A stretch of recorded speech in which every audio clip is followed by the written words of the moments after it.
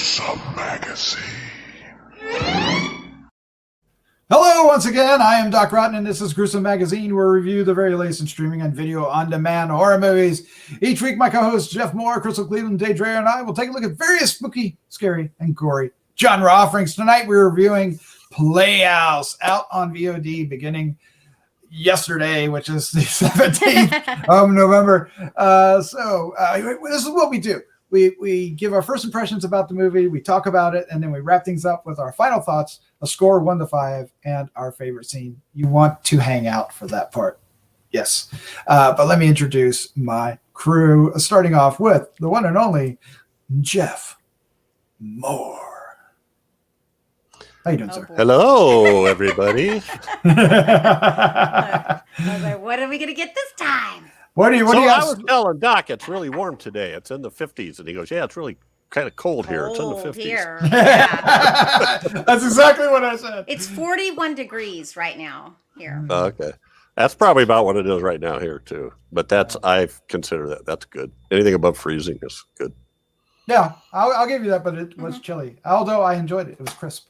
All right. Also joining us in our weather channel here is Crystal Cleveland, the Living Dead Girl. How you doing? I'm great. Like I said, it's 41 degrees right now. See, handy dandy watch here, which I love.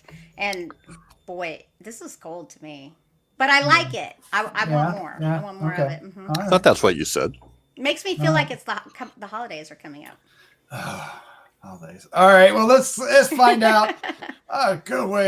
The real holidays is done. We have 300 and some odd days to go for that to come back.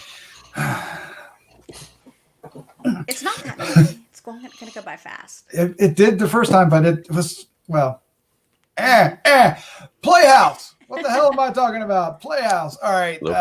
Available November 7th. No clue. I saw it. No clue. Directed by Fionn Watts and Toby Watts. Cast includes Rebecca Calienda, Grace Courtney. I probably mispronounced that name. I'm sorry. Courtney, I did right. And Mathilde Darmady.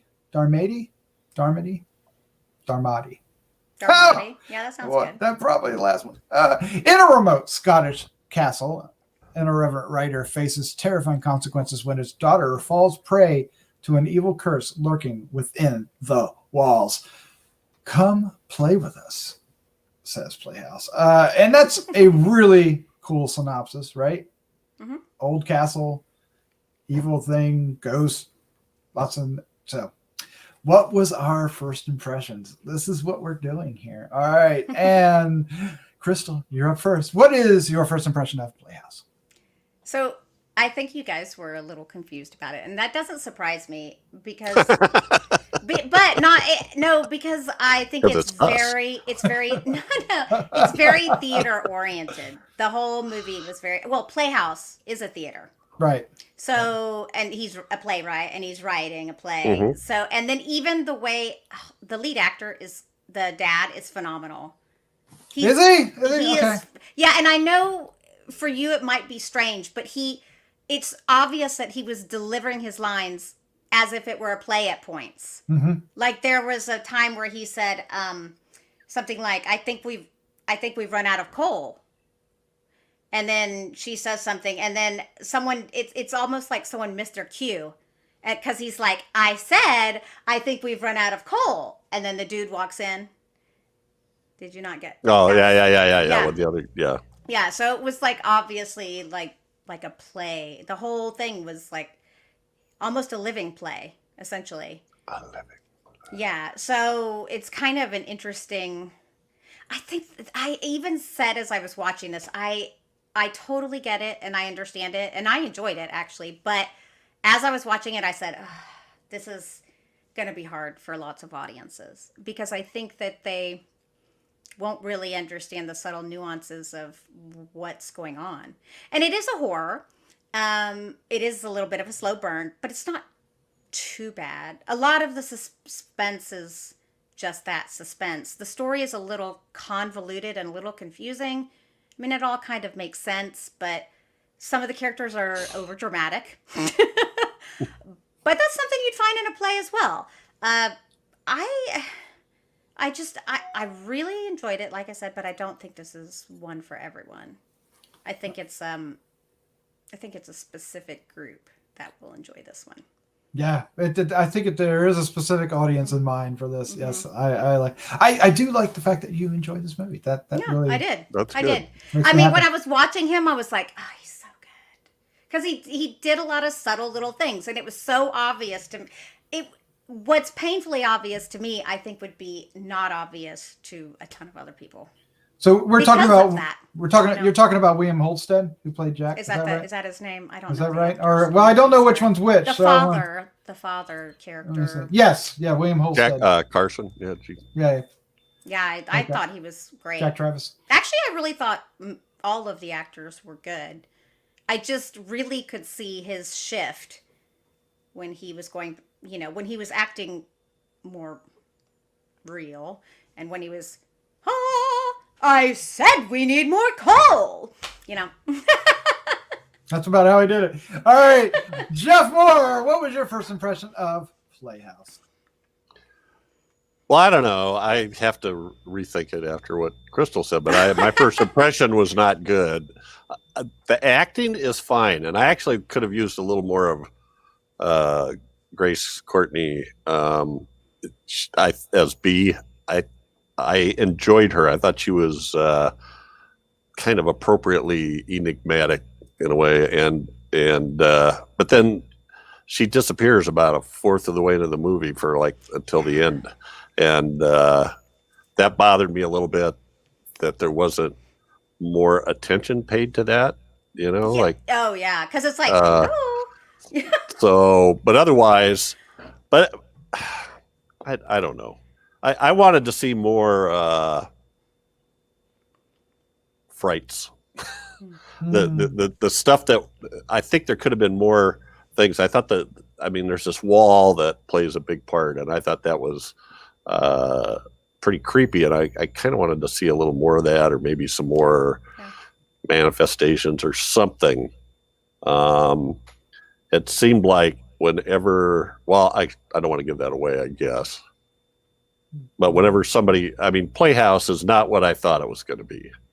Playhouse is this is the so-and-so Playhouse, where they have Like a theater and they show plays. Mm-hmm. The Sacramento Playhouse, not the Grizzly and Ghoulie Criminals Playhouse or something, or slashers. So it seemed like whenever somebody walked into the house, they started to gradually take on a part. Exactly. In this thing. Exactly. Yes. Mm-hmm. But it wasn't. It just wasn't the thing for me. I have a hard time saying this is wrong, but it didn't grab me, and I kept wondering, well, where's B, and why is nobody asking about her, and et cetera. And the ending left me a little cold too, because I thought it was a little too vague.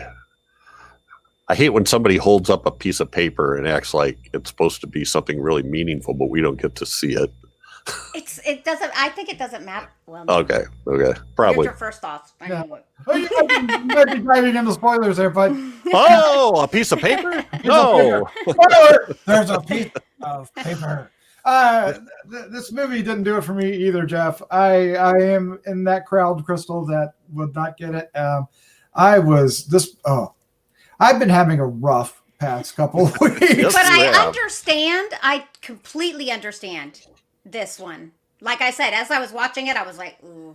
I was fully interested, when the girl was trying to, accustomed to her these friends that are on this wherever they are, and they go in and do their little seance-y thing and down the basement or wherever they were, and they go to that wall. It just quickly lost me, and I really wasn't getting everything that our lead character, the Jack Travis character, was doing. It just really didn't register with me at all. It didn't click. However, I thought he was really interesting in his portrayal, because it was very flowery is not the right word, but very dramatic, very, very theatrical, right? So, which is the purpose. It reminded me of 70s Vincent Price. Oh, yeah. Right? So did you notice how see, there were times he got out of character and was himself. Like when he thought, well, I don't want to give anything away, but let's say when he found something on the stairs, all of a sudden he dropped character and became the man. Did you like? There's a lot to it, and that's what I'm saying. I think the answer is no. Yeah, there's a lot to it. It's and I like I said, I when I was watching this, I was like, ooh, I get it. But if you haven't, I think if people haven't really done theater, I honestly think they're going to be like, I think this is weird. This is stupid. Like, I don't get it. Because they're not going to really understand it or grasp it. Or, I think it's a very select group of people, I believe.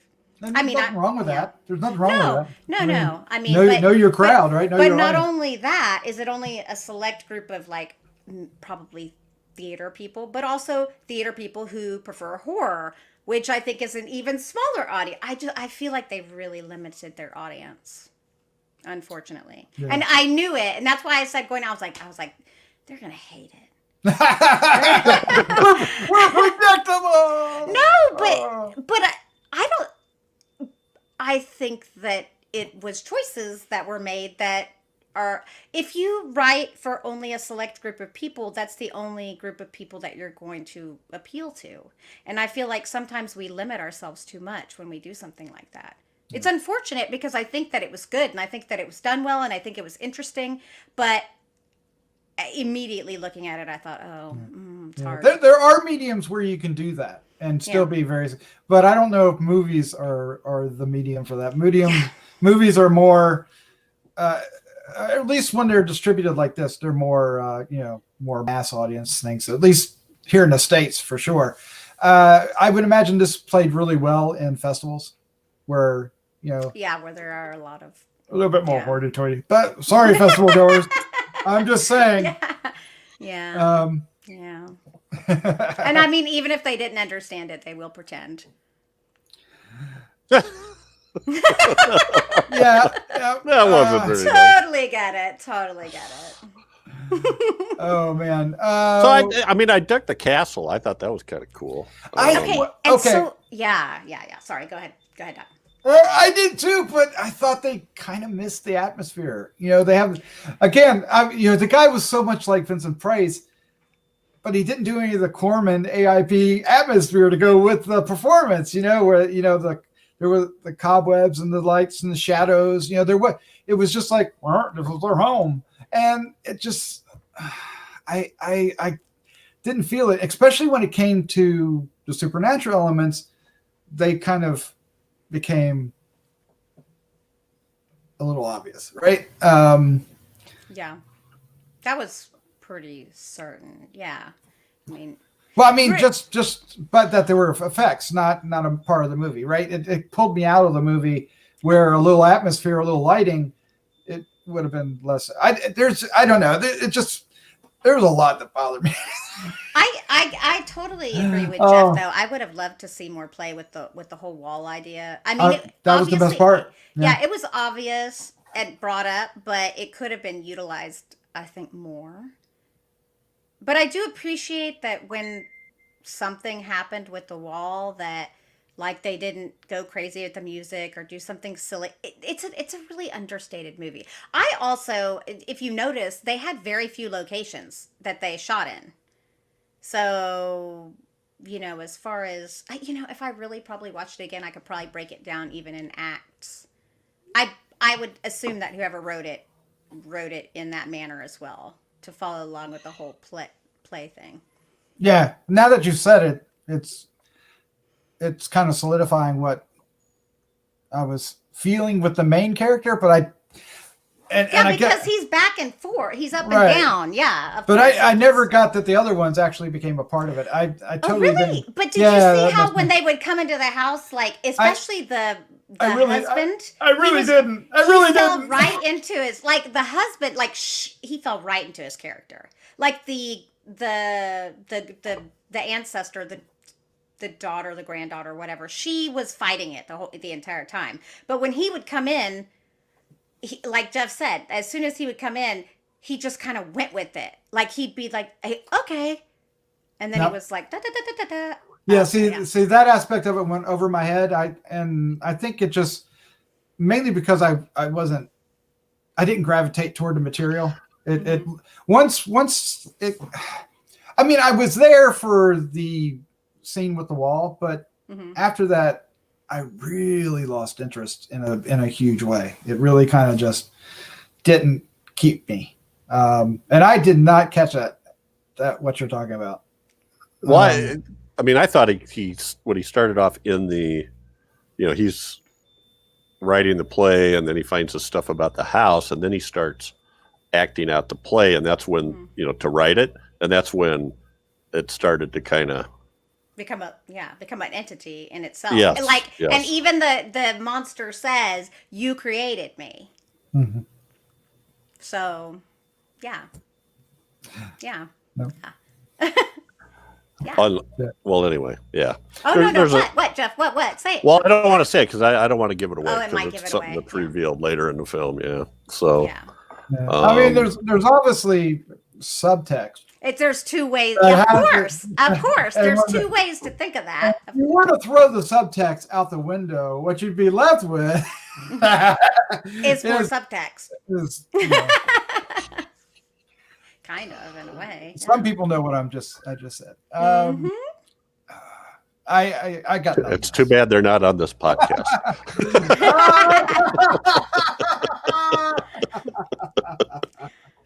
Oh man, I will have to admit that I was really looking forward to this movie. I thought the trailer was put together well. It showed off what I wanted to see, but I don't think the trailer. I think the trailer is actually may have sold a different movie. No, not better. I mean, I was, but that's not what I meant. What I meant was that it sold a different movie. It sold on a movie that I was interested in and gave me one that I wasn't, and it kind of tanked me. And I think if you can go in with if you're listening and you go in with a perspective that Crystal is proposing, and kind of have that state of mind, I think you're going to get much more out of this movie. Yeah. I mean, it does throw you off. Playhouse, it's very rare anymore. Like like in Corpus Christi, our theater was the Harbor Playhouse. So I just think the word is underutilized when it comes to theater anymore. So and especially when horror movie lovers hear Playhouse, like Jeff said, they think, ooh, his little playhouse where he's chopping up bodies and whatever, right. Yeah. That's what I totally get. It's confusing. That's what I was saying. It's an audience. It's an audience thing. Yep. It's an audience thing. Yes, Jeff. Nope. All right. I was okay with it. I was pulled in by the whole overarching story of the backstory of the castle and what happened there, and I liked the characters, but it was a little I don't know, a little scant or obtuse or something, like this other girl living in this other cottage. It was hard to get the connections. Like, I didn't get how old she was in relation to the high school girl, and then the high school girl, they just moved there. So how did she have friends there already that came over? I thought they just move, but he said to invite your friends over, and she's like, well, why do I have to be the one that has friends? Yeah, that's true. Yeah, but I like the actors. I thought they did a good job with the material, like the setting. The story. I don't know if it was the pacing or the absence. I wanted a little more atmospheric. Well, the character, like Jeff, like you, the character that I liked the most disappeared on me, and I think that's. If I tried to put my finger on it, I think that's why the film lost me. I was interested in that character and what was happening, and poof. And then we switched to, focusing on these two other characters instead. Her father, right? Her father, and then this other family. And I was like, well, but I was interested in this one. What happened to this person? And it's there. It's in the like I said, it's in the subtext, right? They're always talking about her, but where is she, right? Well, we find that out. Well, that doesn't solve anything. I mean, other than the fact of where she is, it answers the question, but doesn't give me what I want. All right. I think we might be on the verge of repeating ourselves. So let's wrap this up. Now, what we do now is give our final thoughts, and I fall out of my chair because the final thoughts, our score and favorite scene. Our score is 1 to 5, by the way. And man, if you're watching this and you're sticking with us, thank you so much. Please subscribe down below so more people can find us and have a good time watching our reviews of these silly ass movies. And we watch. share with your friends. Share with, oh my God. You know, we need to say that more often. Yes. Share on any social media. Tell them. I was watching another YouTuber today and they said that. And I said, I need to remember to say that. And thank you. Thank you for doing so. Leave some comments from what you think. All right, let's get into this. Let's do this and not hold up everybody any longer. Final thought, score, favorite scene. Okay, so obviously I think this is for a finite audience. I enjoyed it. I liked it, but I could relate to it. So wish that I could say it's for everyone, but it's just not. But I think it might be an interesting watch for a lot of you out there if you go into it with, maybe it's going to be a slower movie and not be what you expected. You might enjoy it. I'm actually going to give it a 3. Yeah, I liked it, but I understood it. I could actually totally dissect this movie, but it would give everything away. But I think it was really interesting and well done. But that's just me. No, I love that. That's fantastic. It makes me happy to know that there's actually something to it that I'd rather know that I missed something than it just wasn't there. Yeah, there was a lot to it, and I could see how convoluted it could be. And if you're not really, it kind of snuck up on me actually.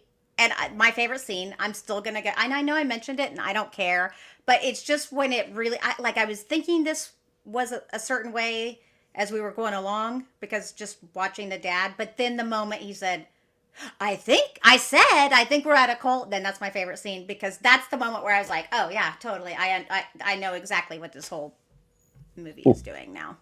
Okay. So it all triggered and fit into its little box, and it was good for me.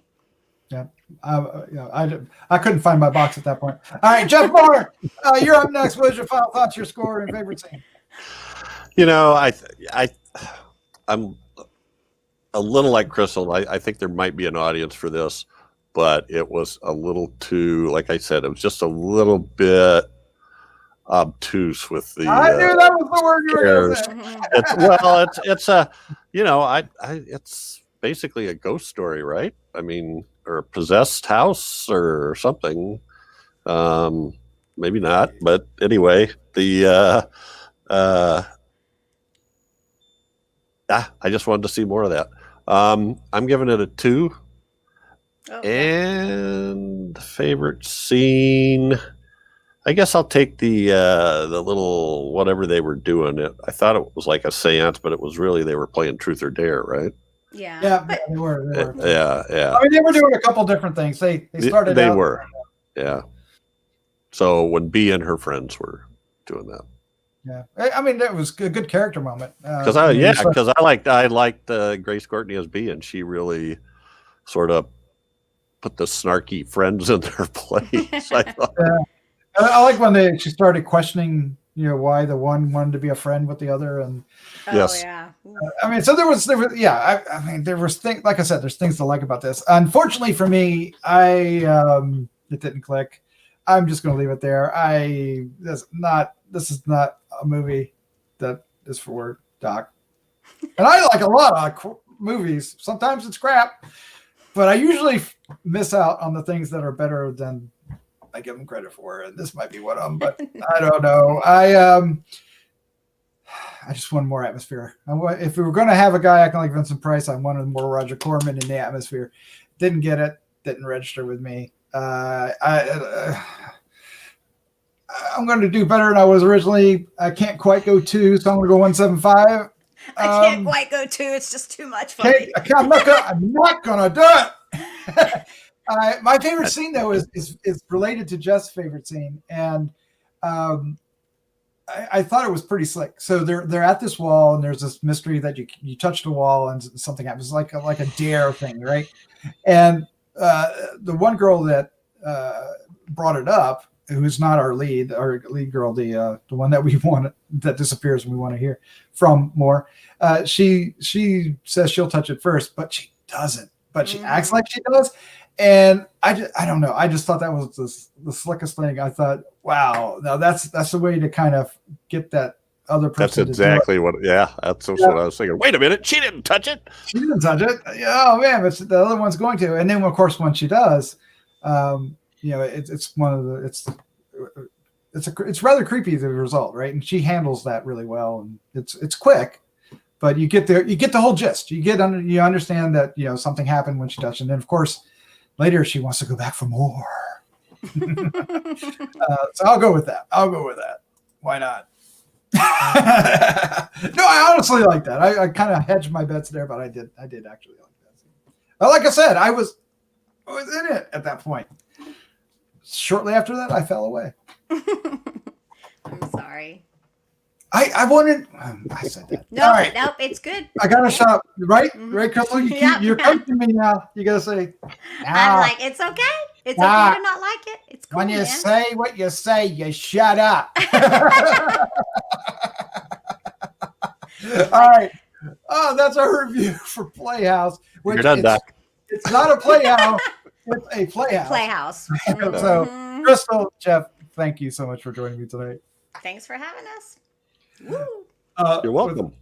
With that, let's say goodnight. Good night. Bye.